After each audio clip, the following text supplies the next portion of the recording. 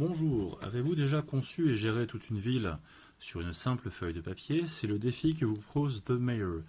Il s'agit d'un roll and write expert light pour 1 à 100 joueurs proposant des parties de 30 minutes.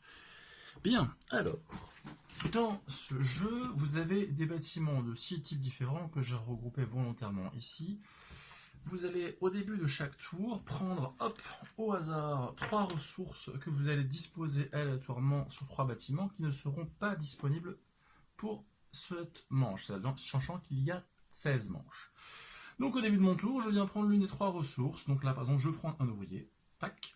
Puis je prends un bâtiment, par exemple, je prends la bibliothèque. Alors, dans mon exemple ici, j'ai pris le jardin botanique, donc je prends par exemple le jardin botanique.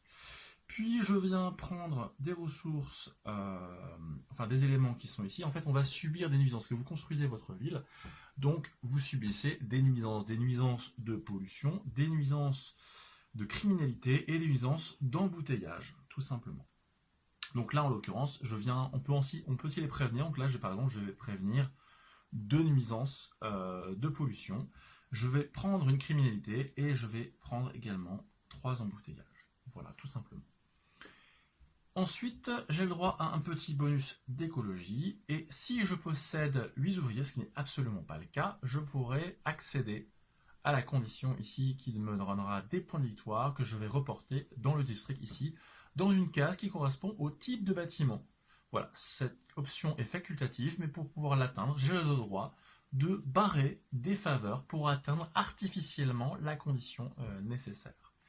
Comment ça se passe le tour suivant? C'est très simple. Les bâtiments qui étaient disponibles sortent du jeu, sont remplacés par 3 nouveaux bâtiments.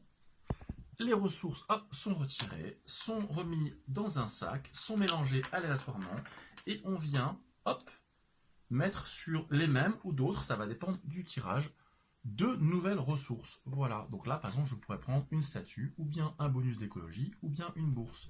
Vous voyez qu'il y a un système de points de victoire, comme les roll and write, c'est la valeur, si toutes les valeurs précédentes sont entourées, je prendrai 32 points de victoire, mais uniquement si mes ouvriers sont dans des petites maisons, que je viendrai avec les bâtiments bleus.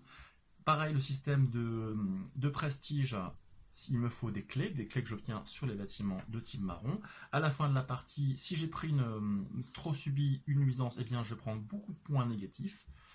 Que vous dire d'autre? Ce jeu offre une grande rejouabilité. Il est assez facile à prendre en main, ça reste quand même un niveau expert. Nous espérons que cette présentation vous a plu. Nous vous invitons à nous contacter pour de plus amples informations, sachant que ce jeu est également jouable actuellement en ligne. Je vous souhaite une excellente journée. C'est un jeu donc de Jérôme Daniels Norchoff et d'Enguerrand Meurice. À très bientôt. Je vous remercie.